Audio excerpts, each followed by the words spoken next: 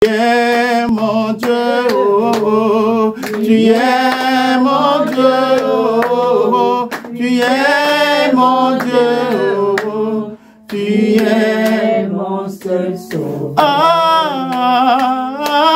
Alléluia, oh, tu es mon seul sauveur.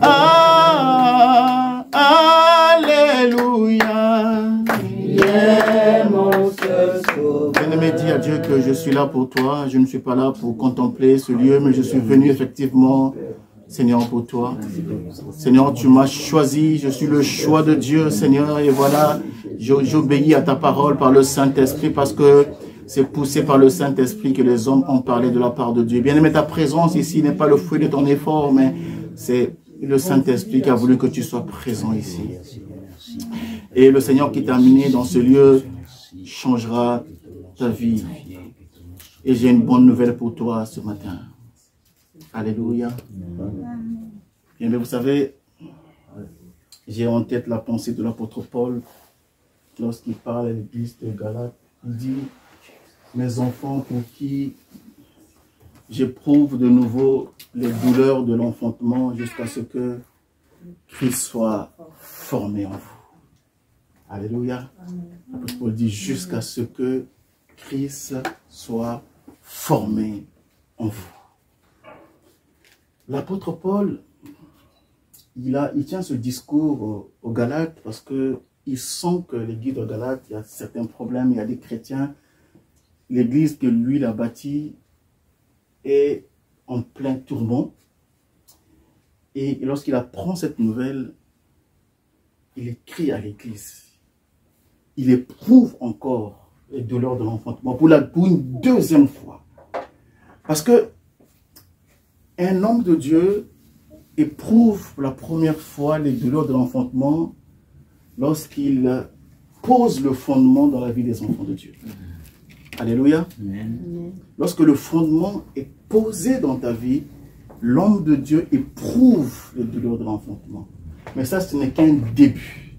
Mais si sur ce fondement, il n'est pas bâti quelque chose, là, il va encore éprouver une nouvelle fois des douleurs de l'enfantement jusqu'à ce que Christ soit formé en toi. Alléluia. Bien aimé, vous savez, si Christ est formé en toi, tu ne vacilleras pas. Nous vacillons parce que Christ n'est pas encore formé en nous. Alléluia. Et j'ai une pensée ce matin à partager avec vous. C'est l'apôtre Pierre qui a cette pensée dans la deuxième de Pierre au chapitre 1. Dans le deuxième épître de Pierre au chapitre 1, l'apôtre Pierre a une pensée que j'aimerais qu'on partage ensemble. Ça va nous faire du bien. Dieu est merveilleux, n'est-ce pas? Est-ce que tu le crois qu'il est vraiment merveilleux pour toi? Amen. Vous savez, les moments de prière, ce sont des moments extraordinaires. Alléluia. C'est à ce moment que le Seigneur vient nous visiter. Le Seigneur nous parle. Dieu est bon. Vous savez, il y a un verset dans la Bible qui m'a toujours interpellé. Le premier jour où j'ai lu ce verset, ça m'a touché. C'est quel verset? Comment? C'est lequel? Je vais te le partager, ma soeur. J'étais dans une veille de prière, évidemment. Je me rappelle bien ce jour-là. J'avais ma belle-sœur qui avait, après l'accouchement, elle avait fait une crise cardiaque. Elle était dans le coma. Et donc, on a organisé une veille de prière. On a invité un serviteur de Dieu qui est venu. C'est la première fois que moi j'ai écouté ce verset. Et ça m'a choqué. Je voulais partager. Je ne veux pas faire durer le suspense. Proverbe 18, 14. Proverbe 18, 14. Ce n'est pas mon sujet du jour, mais je vais quand même vous partager ce verset. Si quelqu'un peut lire ce verset, Proverbe 18, 14. J'espère que c'est celui-là. Est-ce que quelqu'un a trouvé Proverbe 18, 14? Prenez le temps de chercher. Même serviteur, tu peux nous lire si. Amen. Voilà. Amen. C'est dans la version Thomson. Alors, Proverbe 18, 14. L'esprit de l'homme le soutient dans la maladie, l'esprit abattu, qui le relèvera? Amen. Amen. Alléluia. On va parler par 4 chemins, merci. Oui. Il dit, l'esprit de l'homme le soutient dans la maladie. Alléluia. Mais un esprit abattu, qui peut le relever? Alléluia. L'esprit de l'homme. Je ne sais pas si quelqu'un comprend, mais moi, quand j'ai écouté ce verset, je me dis, waouh! Donc, quand on dit maladie, on parle bien d'un dysfonctionnement dans l'organisme, n'est-ce pas? C'est ça la maladie. Une maladie, il faut un dysfonctionnement dans l'organisme. Et c'est ton esprit. Et dans d'autres versions, il est dit, l'esprit de l'homme intercède pour lui dans la maladie. Alléluia. Ton esprit doit avoir la vocation ou la capacité de te soutenir ou d'intercéder pour toi lors d'un dysfonctionnement quelconque. Mais est-ce que tous les esprits ont cette faculté? Voilà le point d'interrogation. Est-ce que tous les esprits ont la capacité d'intercéder? Donc, quand quelqu'un est couché dans la maladie, quand quelqu'un est alité, alléluia, et que cette personne n'a pas la capacité de prier, son esprit, donc, doit intercéder pour son corps. Amen. Mais quel est l'esprit qui doit intercéder? Amen. L'apôtre Paul dit, il dit quelque part, je crois que dans Romains 8, 26, il dit, de même, l'esprit nous aide dans nos faiblesses, car nous ne savons pas ce qu'il convient de demander dans nos prières, mais l'esprit intercède par des soupirs inexprimables. C'est ce qu'il dit. Il dit, nous avons reçu l'Esprit de Dieu. Et l'Esprit Saint dit à mon esprit que je suis enfant de Dieu. Alléluia. Donc, au fait, l'Esprit qui a la capacité d'intercéder pour la personne, c'est l'Esprit qui a reçu les capacités d'être en connexion avec le Saint-Esprit, parce que le Saint-Esprit lui transmet, alléluia, toutes les informations qui lui concernent, qui sont de la part de Dieu. L'apôtre Paul dit une chose simple, il dit, qui connaît les choses de l'homme, si ce n'est l'esprit de l'homme qui habite en lui. C'est ce qu'il dit. Après, il dit que, qui connaît les choses de Dieu, si ce n'est l'esprit de Dieu. Amen. C'est ça l'apôtre Paul dit. Après, il dit que nous avons reçu l'esprit de Dieu. Mais pourquoi l'esprit de Dieu, pourquoi ton esprit à toi connaisse les choses qui sont à toi? D'où il va prendre cette information? C'est lors de la connexion du Saint-Esprit avec ton esprit. Le Saint-Esprit vient dire à ton esprit que tu es enfant de Dieu. Et qui dit enfant veut dire héritier. Alléluia. Et donc lorsque l'Esprit, la Bible dit que l'Esprit Saint sonde même les profondeurs de Dieu. Donc l'Esprit Saint connaît les choses de Dieu, connaît les profondeurs de Dieu, donc connaît les choses que Dieu a destinées pour toi. Et quand cet esprit viendra maintenant se connecter avec ton esprit à toi, il va mettre à la disposition de ton esprit toutes ces informations-là. Et donc toi, tu vas prier en fonction, alléluia, de cette information que ton esprit puisera auprès de Dieu. Je ne sais pas si quelqu'un comprend cela. Mais c'est très important à comprendre. Vous savez, parfois nos prières n'aboutissent pas parce que nous ne prions pas selon la volonté de Dieu. Amen. Imagine que dans ta destinée, Dieu t'avait destiné à être un tel, en fait, on va dire. Cette information, elle est où? Auprès de Dieu, n'est-ce pas? Et l'Esprit de Dieu, qui sent les profondeurs de Dieu, qui connaît tout, vient maintenant parler à ton esprit. Que Dieu t'a destiné à être telle femme, à épouser un tel homme. Alléluia. Et quand tu prendras cette information, tu prieras par rapport à cette information. C'est l'apôtre Jacques qui dit quelque part que nous prions, nous ne recevons pas parce que nous prions mal.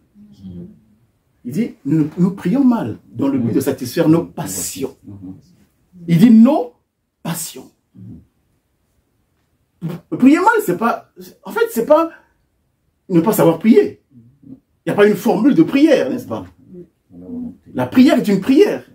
Mais si tu ne pries pas selon les informations que Dieu a te concernant, alors là, tu pries mal. Alléluia. Bref. Je ferme la parenthèse. Je reviens dans Pierre. Ici, je vais vous partager un petit secret. Un petit secret dans la parole de Dieu. L'apôtre Pierre dit, j'introduis par un verset, par une parole, je vais introduire par cette parole-là. La Bible dit que Élie est un homme de la même nature que nous. N'est-ce pas? Élie est un homme de la même nature que nous. Et il pria et le ciel fut fermé pendant 3 ans et demi. Élie était un homme de la même nature que nous. De quelle nature parle-t-on? Humaine. De quelle nature parle-t-on? Alléluia. Oui. Est-ce que la Bible dit que Élie était un humain comme nous? Effectivement, Élie était un humain comme nous.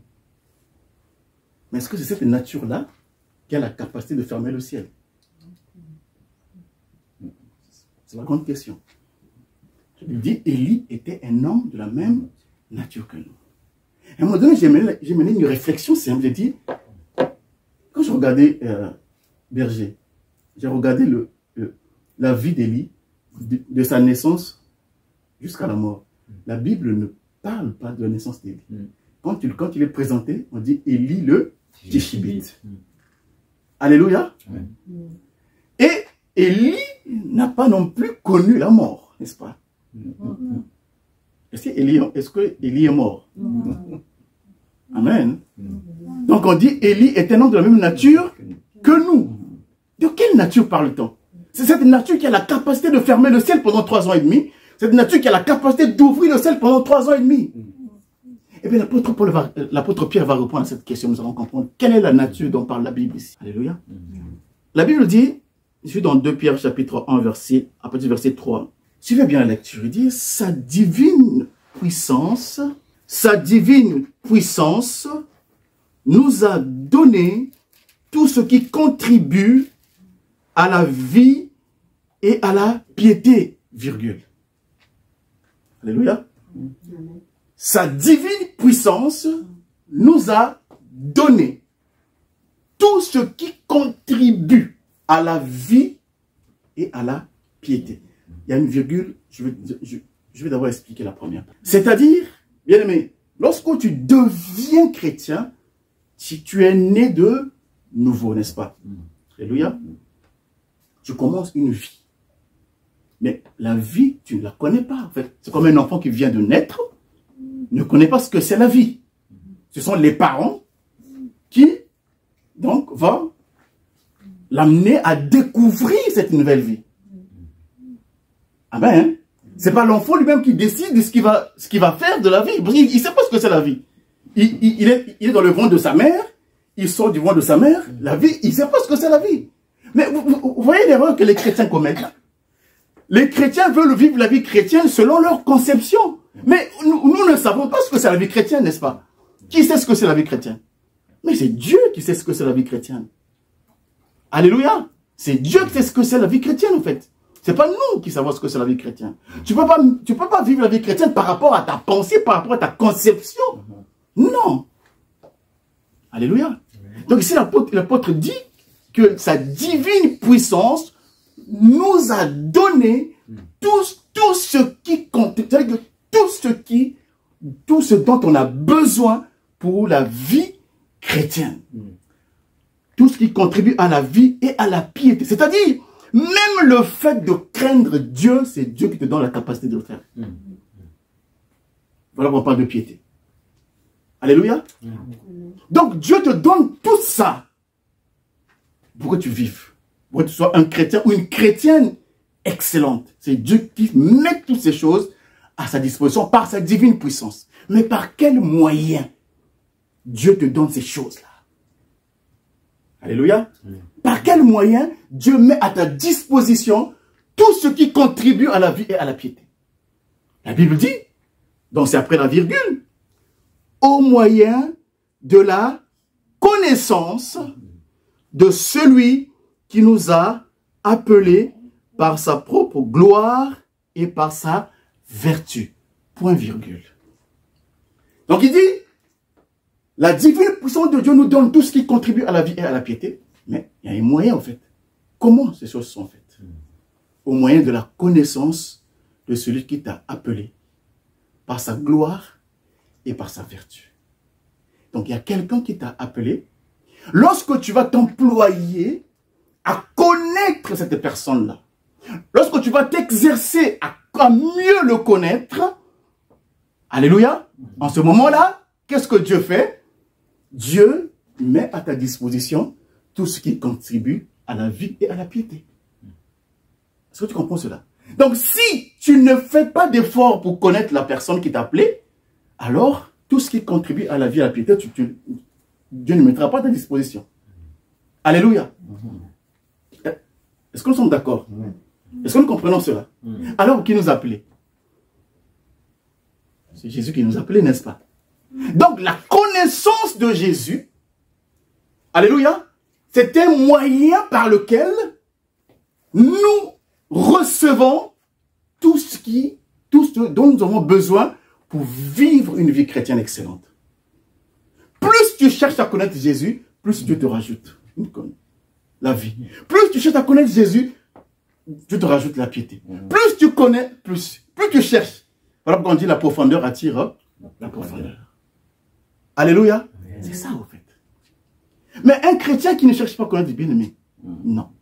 Mais regardez ce qui va se passer après. Il dit, donc, Jésus nous a appelés par sa propre gloire et par sa vertu. Ces deux choses-là, la gloire de Dieu, la gloire de Jésus et la vertu de Jésus, c'est deux choses dont parle la Bible ici. La Bible dit que celle-ci, je suis au verset 4, celle-ci nous assure de sa part les plus grandes et les plus précieuses promesses, afin que par elles, vous deveniez participants de la nature divine, en fuyant la corruption qui existe dans le monde par la convoitise. Je vais expliquer tout ça. C'est un peu confus ça. Il dit, je reprends la lecture puis je vais expliquer. On va rentrer dans l'explication, ne vous inquiétez pas. Celle-ci mise pour la gloire et la vertu de Dieu, alléluia, celle-ci nous assure de sa part les plus grandes et les plus précieuses promesses, afin que par elles, vous deveniez participants de la nature divine, en fuyant la corruption qui existe par la convoitise, dans le monde par la convoitise. En fait, qu'est-ce qui se passe? Je vous explique facilement tout ça. Vous voyez le monde qui est là. Dans le monde, il y a la convoitise qui existe. Il y a la corruption qui existe dans le monde. Et dans le monde, il y a des choses qui peuvent éventuellement attirer notre convoitise. Et ces choses ne datent pas d'aujourd'hui, c'est depuis Éden. Vous savez comment est-ce que le diable a réussi à séduire Ève? C'est par la convoitise, n'est-ce pas? Et il a fait la même chose avec le Seigneur. Il voulait corrompre le Seigneur par la convoitise. Il dit, regarde toutes ces choses. Si tu m'adores, je vais te les donner. Alléluia. Regarde la convoitise. Mais qu'est-ce que Dieu fait pour nous prévenir de ces choses-là? Il dit, il nous a fait des promesses. les plus grandes et les plus précieuses. Alléluia. Afin que par ces promesses-là, vous deveniez participants de la nature divine. Je repars à la nature maintenant.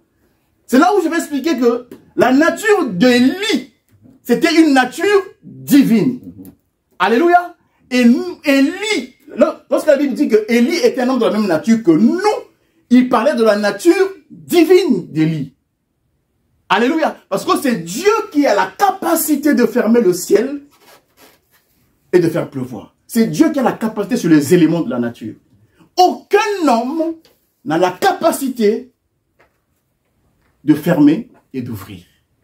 Alléluia. Donc, pour que tu aies la capacité de fermer et d'ouvrir, il faut que tu aies la nature divine. Donc, ici, la Bible dit que tu as reçu les promesses les plus grandes et les plus précieuses. Pourquoi Dieu précise cela? Bien aimé, je vous donne un exemple qui est simple. Aujourd'hui, tu passes devant une vitrine. Des vitrines en Paris. Je prends les grands magasins. Je parle des femmes. Tu passes devant le stand de Louboutin. Prénom, ça vous connaissez bien. Alléluia. Amen. On a tendance à regarder. Ah, c'est beau, chaussures sont belles. Et parfois, on tombe de la convoitise, n'est-ce pas? Disons-nous la vérité, n'est-ce pas? On peut tomber de la convoitise. Quand on voit, ah, si, j'avais, si. Mais imaginons que chez toi, tu as une paire de chaussures qui vaut 1000 fois le boutin.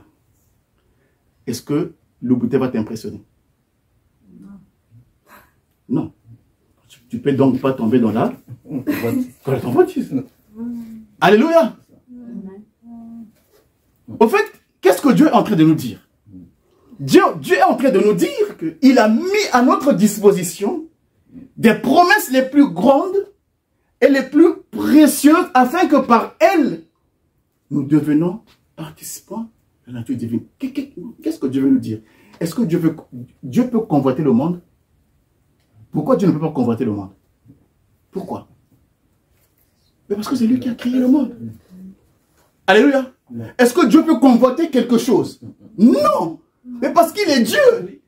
Alléluia. Et si toi tu deviens Dieu, en fait, si toi tu revêts la nature divine, est-ce que quelque chose peut t'impressionner encore dans ce monde? Alléluia.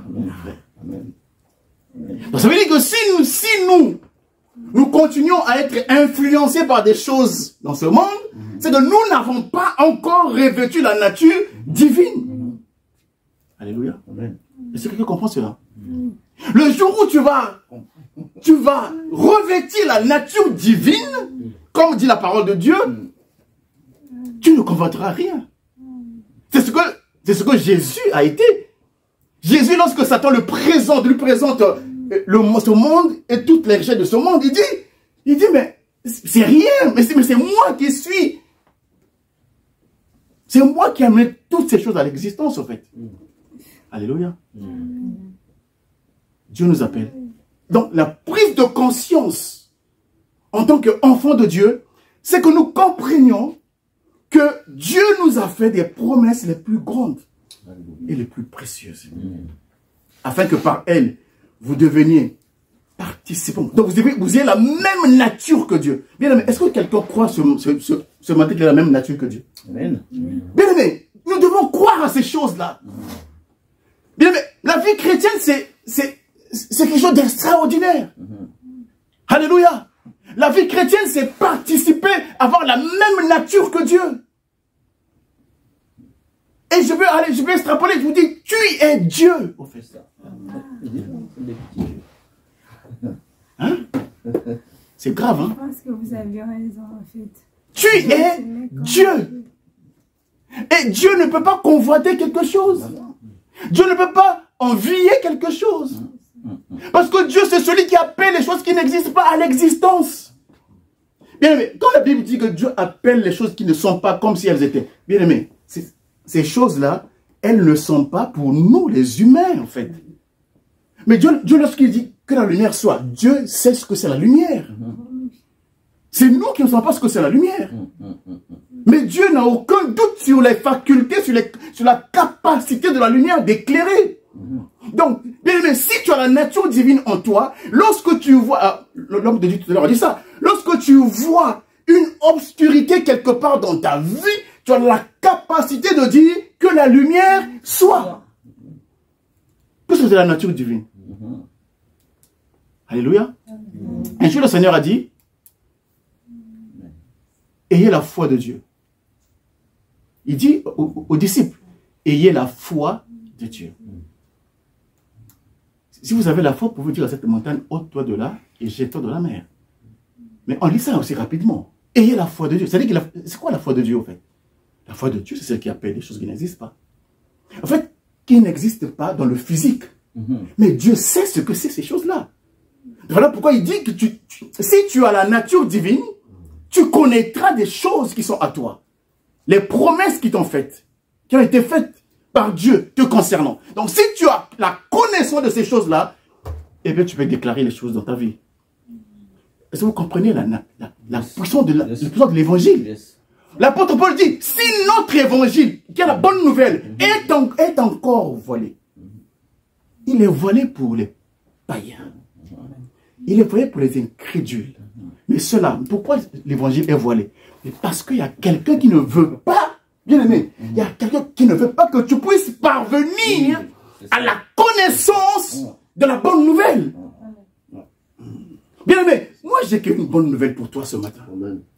Je n'ai pas un évangile de condamnation. J'ai une bonne nouvelle pour toi. Là où Dieu t'amène.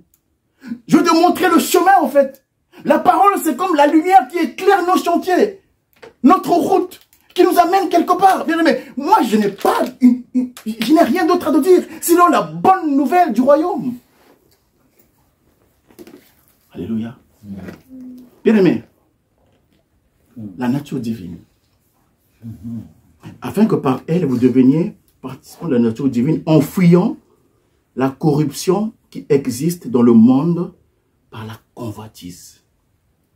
La convoitise. Qu'il y a quelqu'un qui sait ce qu'il a à la maison ne convoitera pas. Bien, mais je vous dis la vérité. Intégrez ça dans votre tête. Quelqu'un qui sait ce qu'il est. Alléluia. Quelqu'un qui sait ce qu'il est. Bien, mais ne convoitera pas. Amen. Ils marcheront de la victoire. En fait. La victoire est là. Élie n'avait aucun doute lorsqu'il priait. Il dit qu'il ne va plus pleuvoir pendant 3 heures et demie à ma parole. Il n'y avait pas de doute, en fait, qu'on disait ça. Amen. Vous savez, un jour, le Seigneur marchait avec les apôtres, les disciples. Il allait au temple. Il aperçoit de loin un figuier qui n'avait pas de figues. C'était pas la saison des figues. La Bible dit que ce n'était même pas la saison de figues. Il s'approche pour voir s'il y avait des fruits. Il ne trouve rien. Il dit que personne plus ne mange de ton fruit. Il passe son chemin, il passe. Il marche. Il se déclare. Il est parti. C'est l'apôtre Pierre le lendemain qui passe par là, qui découvre que le figuier était. Il dit, mais Seigneur, mais regarde ce que tu as déclaré. Il dit, mais pour lui, il a dit, il est passé, c'est fini, en fait. Il n'a aucun doute sur la parole. Vous savez, nous, nos prières, nous sommes les premiers incrédules de nos prières à nous-mêmes. Vous savez, quand on prie, on a même un doute si Dieu a exaucé nos prières. N'est-ce pas? Ça nous arrive, n'est-ce pas? Oui. Ah, est-ce que Dieu a vraiment exaucé? Vous savez, parfois, nous voulons impressionner Dieu dans nos prières. Dieu n'a pas besoin que tu l'impressionnes. Dieu n'a pas besoin que tu l'impressionnes, bien dans le Seigneur. On n'a même pas envie d'impressionner. On n'a même pas besoin d'impressionner Dieu. Vous savez, il y a un verset de Romains qui dit, vous savez, quand Jésus est mort pour nous, je vais vous choquer. Jésus n'est pas mort pour toi quand tu es devenu chrétien, en fait. Jésus est mort pour toi quand tu étais encore pécheur. Jésus est mort pour toi quand tu étais encore pécheur. C'est là où Jésus prouve son amour. Bien, mais l'amour de Dieu pour toi, c'est pas parce que tu es devenu ce que tu es aujourd'hui. Non. Mais comment se fait que quelqu'un à qui on a prouvé l'amour, lorsqu'il était ou lorsqu'elle était encore dans le péché, lorsque Dieu le ramène maintenant, il devient chrétien, il veut maintenant prouver à Dieu l'amour. Bien aimé, Dieu n'a pas besoin que tu le prouves l'amour. Il t'a déjà aimé avant que tu ne deviennes chrétienne ou chrétien. Alléluia. ce que Dieu te demande, bénis le Seigneur. Et que ce genre de moments que nous sommes en train de passer soient des moments fondateurs de nos vies. Et que nous comprenions qui nous sommes. Bien aimé, au sortir de cette veillée, tu dois comprendre qui tu es. C'est là on parle de la restauration. Alléluia. Bien aimé, la restauration de l'homme consiste à ramener l'homme qui a été chassé de l'Éden, de le ramener dans son élément qui est Éden. C'est ça la restauration. Voilà pourquoi on parle de la restauration en fait. Or, la restauration veut dire quoi? C'est-à-dire que redonner à une chose ce qu'elle était avant qu'elle ne soit dégradée. Par exemple, quand je restaure un tableau, en fait, je dois avoir la copie, réellement, la connaissance de ce que la chose était, le tableau était, avant qu'il ne soit dégradé. N'est-ce pas? À ce moment-là, quand je veux restaurer le tableau, il doit être conforme à ce qu'il était avant. Mais en ce qui nous concerne, qui a la vraie version de nous? C'est Dieu qui a la vraie version de toi. Alléluia. Donc, lorsqu'il va entreprendre de te restaurer, il va te faire à l'identique. Et lorsque Dieu veut restaurer Adam, c'est-à-dire que ramener, comme Adam a été chassé de l'Éden, lorsqu'il va commencer à restaurer Adam, c'est ramener Adam dans le jardin avant qu'il ne tombe dans le péché, n'est-ce pas? Alléluia. Mais avant que Dieu puisse te restaurer Adam, c'est-à-dire le ramener en Éden, parce que chacun de nous, au fait, il y a un Éden que Dieu a établi pour lui. Mais le péché a fait que tu puisses quitter l'Éden, comme Adam. Donc Dieu te ramène en Éden, en fait. Mais pour que Dieu te ramène en Éden, il fallait que Dieu fasse une chose. Parce que Dieu, lorsqu'il a chassé Adam de l'Éden, il a placé les chérubins qui agitent des épées flamboyantes. Et or, l'épée, c'est le symbole de la parole, mais de la parole de la condamnation. Il fallait que d'abord cette parole de la condamnation soit ôtée. Donc, c'est l'œuvre de la croix de Jésus qui vient enlever la malédiction afin que le chemin de l'Éden soit réouvert et que l'homme puisse repartir en Éden et à ce moment-là manger le fruit de l'arbre de vie. Amen, amen. Alléluia. Est-ce que quelqu'un comprend cela? Il y a bien aimé la restauration. Dieu va te restaurer. Amen. Bien aimé, Dieu va te restaurer par rapport à ce qu'il sait de toi. Parce que tu as été créé. Il t'a créé. Il sait ce qu'il a mis en toi. Mais comme tu étais dans le monde, né dans le monde, dans le péché, alléluia, Dieu veut maintenant te prendre, te ramener dans ta position initiale, la restauration. Bien aimé, tu as besoin d'être restauré.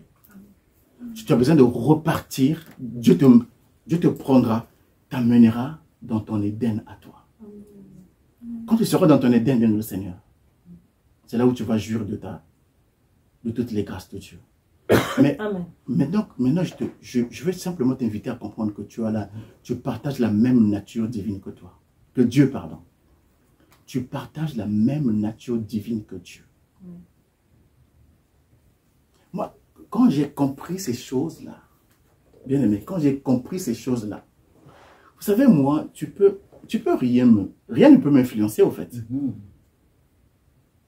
Je sais qui je suis. Je sais qui je suis. Alléluia. Dieu sait qui il est. Il est Dieu, en fait. Il n'a pas besoin de nous pour sentir Dieu. Vous savez, Dieu n'a pas besoin de nous pour se sentir Dieu. Il est Dieu. En fait, il est comme ça. C'est immuable. Il est comme ça, il est Dieu. Mais c'est nous qui nous posons les questions. Vous savez, Jésus, quand il arrive devant le tombeau de Lazare, vous savez pourquoi Jésus prie? Il ne prie pas pour lui, mais il prie pour ceux qui sont là.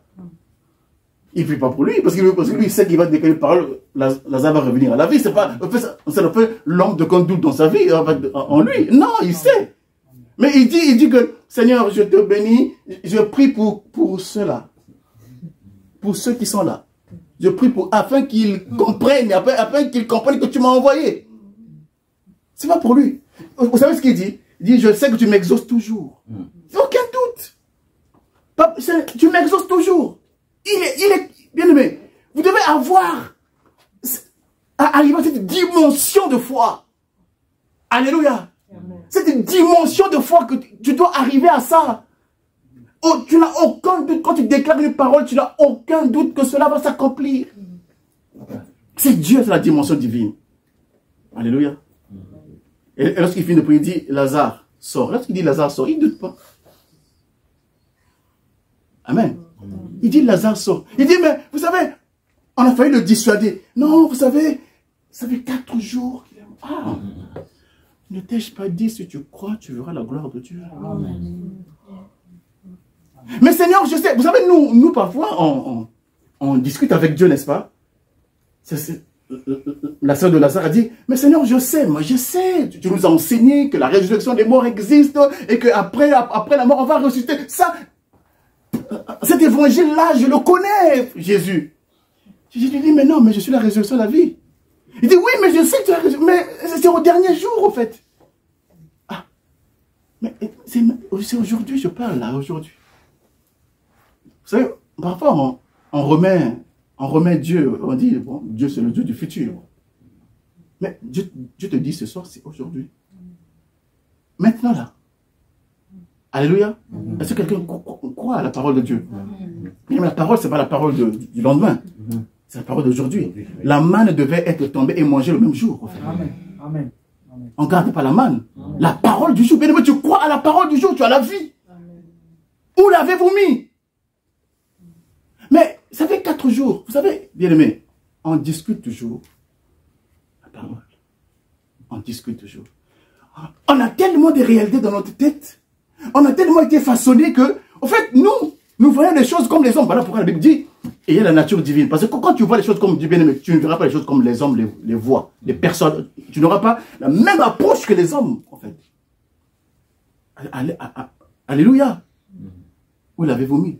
Pour lui, 4 jours, 5 jours, c'est même pas un problème parce que c'est lui la résurrection de la vie. Et Lazare sort, il sort. Alléluia.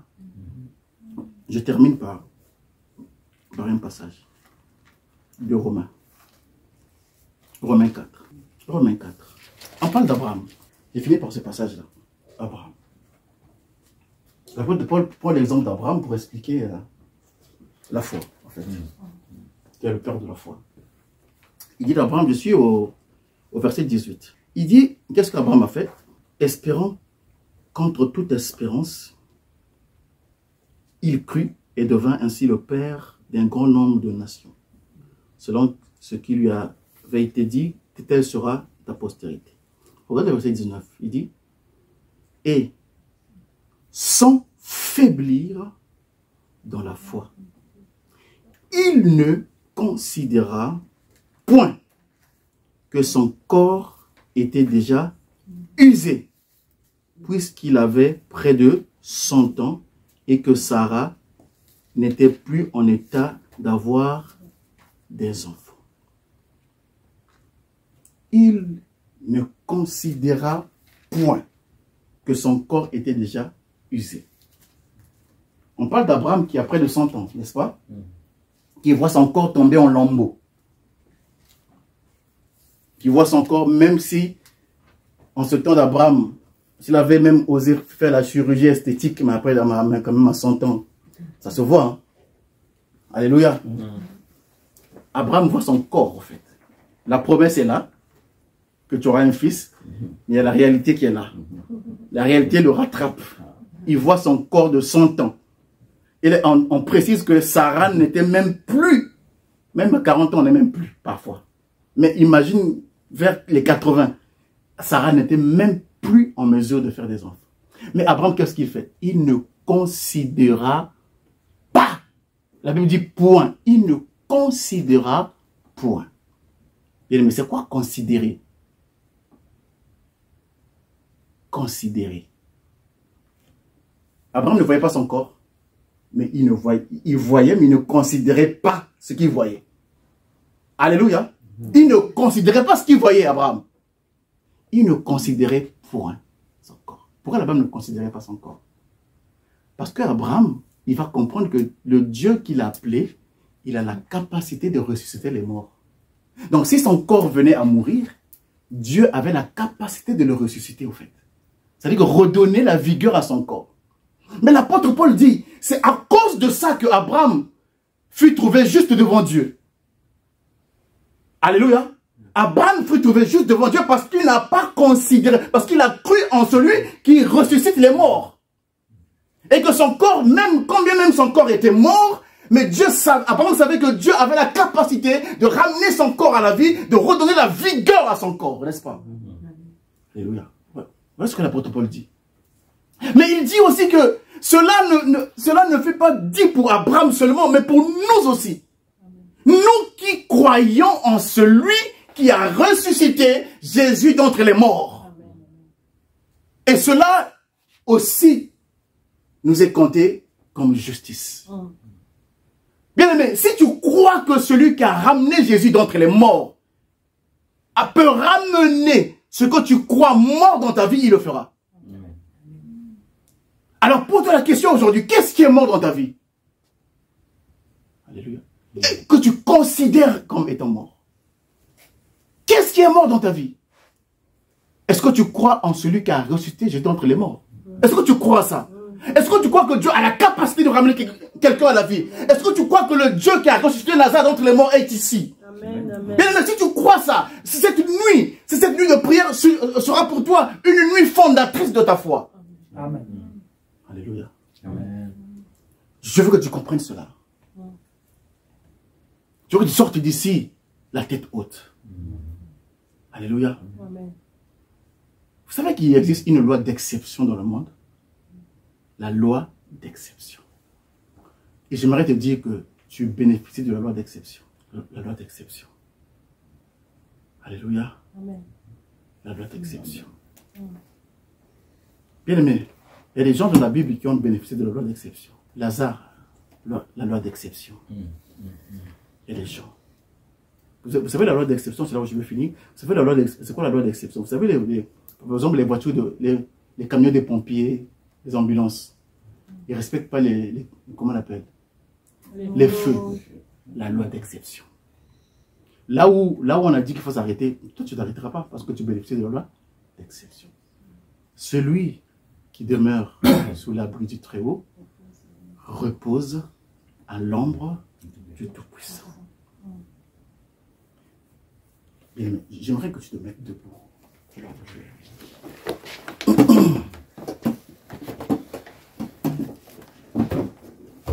Alléluia. Bien-aimé, je veux que tu te mettes debout là où tu es. Mets-toi debout là où tu es. Alléluia. Ayant compris que tu es participant de la nature divine, tu vas maintenant mettre en pratique la foi de Dieu. La foi de Dieu. Ce qui consiste à appeler ces choses-là, qui ne sont pas encore entrées dans le domaine du visible, mais qui bel et bien existent. J'aimerais que toi-même, que tu sois cette personne-là, ce Dieu-là, qui appelle, qui parle, au saumon desséché, écoute la parole de l'Éternel. C'est ce que Dieu dit à Ézéchiel. Personne ne parlera pour toi. Personne ne connaît mieux ta vie que toi-même. Personne. Et Dieu vient te donner la capacité de parler aujourd'hui. Bien-aimé, qui sait? Mardochée a dit à sa nièce, qui sait si c'est pour de telles circonstances que tu es devenue reine? Et moi je vais te dire ce soir, qui sait si c'est pour ce genre de veillée que tu es devenu chrétien, pour changer le cours de ta vie, pour changer le cours de ta famille, je ne sais pas. Alors, tu vas prier maintenant. Alléluia.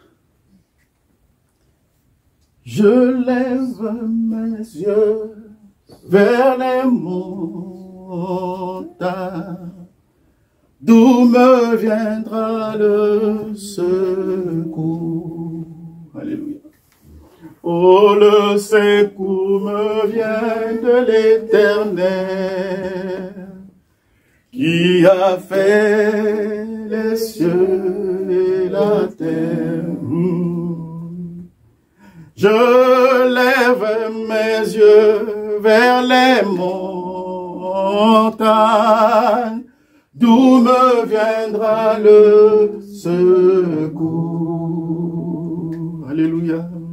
Le secours me vient de l'Éternel. C'est lui qui a fait les cieux et la terre. Oh, mon Dieu est bon. Mon Dieu est bon. Mon Dieu est bon. Il est bon pour nous.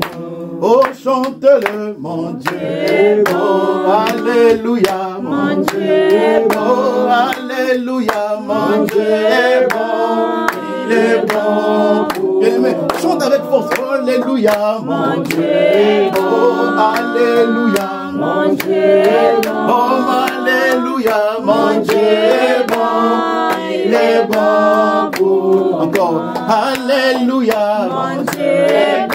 Alléluia, mon Dieu est bon.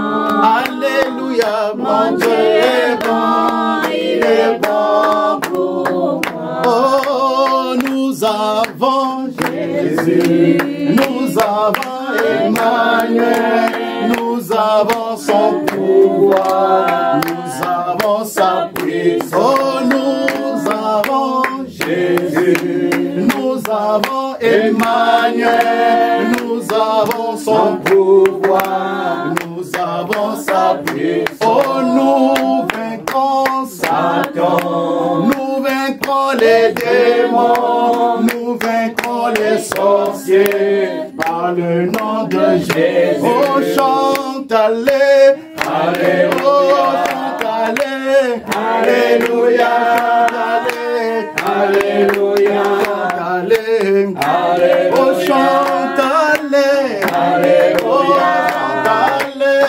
alléluia, allez, alléluia, allez, chante, allez, alléluia, chante, alléluia, chante, allez, alléluia, nous avons Jésus, nous avons Emmanuel, oh, nous avons son pouvoir, nous avons puissance, nous vaincrons Satan, nous vaincrons les démons, nous vaincrons les sorciers par le nom de Jésus. Bien-aimé, maintenant tu vas prier pour toi, tu vas déclarer les choses te concernant, bien-aimé. Tu pries, tu déclares. En fait, de prier veut dire déclarer. Bien-aimé, ouvre ta bouche, déclare les choses sur ta vie.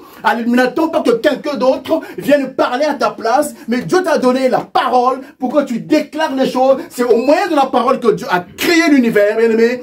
Quand tu vas déclarer les choses, ces choses vont arriver. Alléluia. Est-ce que quelqu'un peut prier aujourd'hui? Est-ce que quelqu'un peut parler? Bien aimé, tu peux parler même au fond de toi, mais déclare les choses sur ta vie. Et prends un temps de déclaration des choses sur toi. Ne passe pas à côté de ça, de ce moment de gloire. Ne passe pas à côté de ce moment privilégié que le Seigneur te donne. Bien aimé, ne ferme pas ta bouche. Parle, bien aimé. Parle sur ta vie, parle sur les choses que Dieu a prévues pour toi, parle pour ta destinée. Alléluia. Est-ce que quelqu'un peut parler ce matin? Seigneur, merci, merci. Merci Seigneur pour la grâce que tu nous as accordée aujourd'hui. Seigneur, tu nous as donné la capacité, l'opportunité de prier, l'opportunité de déclarer les choses à notre Dieu. Seigneur, je déclare la gloire dans cette église. Seigneur, je déclare la puissance dans cette église. Seigneur, je déclare la gloire de Dieu. Je déclare que chaque jour, quand une personne entrera dans ce lieu, à Goshen, c'est notre Dieu, qu'il bénéficie ou qu'elle bénéficie de la loi d'exception. Parce que Goshen, c'est notre Dieu. C'est le lieu où résidaient les enfants de Dieu. Quand même ils étaient en Égypte, mais le lieu où ils étaient était un lieu sacré. C'était Goshen, c'est notre Dieu. Chaque fois que quelqu'un viendra ici, posera ses pieds ici, c'est notre Dieu, qu'elle se sente en sécurité, qu'elle se sente dans une ville privilégiée, c'est notre Dieu. Seigneur, merci pour ta bonté, merci pour ta grâce. Seigneur, ceux qui sont ici, c'est notre Dieu, qui ont répondu présent à cette veillée de prière. Seigneur, que ta main soit étendue sur eux. Seigneur, que ta grâce demeure sur eux. Seigneur, que ton amour soit leur partage. Seigneur, notre Dieu, merci Seigneur pour ta bonté. Bien-aimé, continue à prier. Bien-aimé, continue à déclarer les choses. Bien-aimé, continue à déclarer parce que tu es la nature divine. Et Dieu te donne la capacité de déclarer. Dieu te donne l'opportunité de parler aujourd'hui. Ce que tu diras, c'est ce qui se fera, bien-aimé le Seigneur. Bien-aimé, prie encore, parle encore, parle encore, parle encore, parle encore. Et qu'est-ce que tu constates dans ta vie? Il y a des choses qui ne marchent pas. Parle encore, alléluia. Parle, parle encore, parle encore, parle encore, alléluia. Oh Dieu, je vois que le Seigneur est en train de réaliser les choses, il est en train d'exaucer les prières. Seigneur, nous croyons que tu nous exauces toujours parce que tu ne fais exception de personne, Seigneur. Élie était un homme de la même nature que nous. Il a prié, il a déclaré sur toutes les choses qui sont arrivées. Il a fermé le ciel pendant 3 ans et demi. Il a dit sinon à ma parole. Papa, nous aussi nous disons sinon à notre parole. Papa, moi aussi je dis sinon à ma parole. Ma soeur dit sinon à sa parole. Mon frère dit sinon à sa parole, Seigneur. Merci, alléluia. Merci pour cette opportunité que tu nous donnes. Merci pour cette dimension, c'est notre Dieu, que tu nous donnes, Seigneur. Merci parce que tu nous fais participer à ta nature. Seigneur, c'est une grâce que tu nous accordes, c'est notre Dieu. Nous qui étions perdus, nous qui n'avions pas de Dieu, mais tu nous as rapprochés, Seigneur. Tu nous as appelés, tu nous as justifiés et tu nous as glorifiés, Seigneur. Merci pour ta bonté, merci pour ton amour, Seigneur, notre Dieu. Nous sommes reconnaissants pour cela. Seigneur, merci. Merci, Papa. Merci. Gloire au Seigneur. Alléluia. Bien-aimés, la Bible dit ce que vous demanderez dans la prière, croyez que vous l'avez reçu et vous le verrez s'accomplir. Et tu vas remercier le Seigneur de ce qu'il a dit, accompli les choses que tu as demandées aujourd'hui. Élève ta voix, dis merci à Jésus. Dis Seigneur, merci. Merci parce que j'ai déjà reçu ces choses, Seigneur. Merci parce que je connais ces choses. Tu me les as données, c'est notre Dieu. Les choses que j'ai appelées à l'existence, je vais les voir, c'est notre Dieu. Mais je les vois déjà, c'est notre Dieu dans la foi, et je vais les voir maintenant. Merci parce que, Seigneur, tu es bon. Merci pour les promesses que tu m'as faites, Seigneur, les promesses les plus grandes et les plus précieuses, afin que par elles, je deviens participant de la nature divine en fouillant la corruption qui existe dans le monde par la convoitise. Seigneur, la convoitise n'est pas mon partage. Seigneur, la convoitise n'est pas mon partage, c'est notre Dieu. Mais parce que j'ai les promesses les plus grandes et les plus précieuses. Alléluia. Merci, Seigneur, je t'aide déjà. Seigneur, tu es tout pour moi, Seigneur. Tu es tout pour mes bien-aimés. Et tu es tout pour nous, Seigneur. Merci pour ta bonté. Merci pour ton amour. Reçois la louange et la gloire. Alléluia.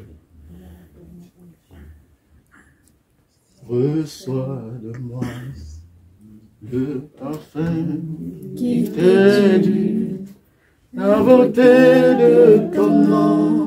Oh, mon âme est perdue, je veux n'être qu'à toi. Jésus, je t'aime. Rien n'est plus beau que ton nom. Rien n'est plus saint que le sang du pardon. Je veux n'être qu'à toi, Jésus mon roi, reçois l'adoration. Tu es le roi de gloire, notre victoire. Digne es-tu, Seigneur. Emmanuel, oh, reçois l'adoration.